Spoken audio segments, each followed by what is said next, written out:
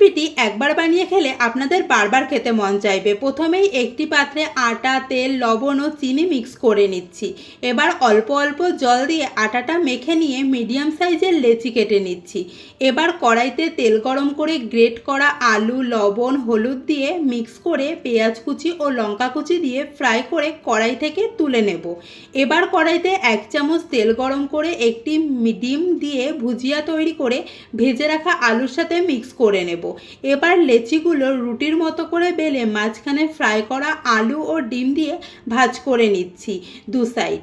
এবার রোল করে নিয়ে জল দিয়ে মুখটা সিল করে নেব। এভাবেই সব তৈরি করে নিয়ে গরম তেলে দিয়ে হালকা ভেজে তুলে নেব। এবার একটি প্লেটে একটি ডিম, ধনেপাতা, সামান্য লবণ দিয়ে মিক্স করে ভেজে রাখা রোলগুলো একটি ডিমে কোট করে তেলে দিয়ে দেব। হালকা ভেজে তুলে নেব, তাহলেই রেসিপিটি তৈরি হয়ে যাবে।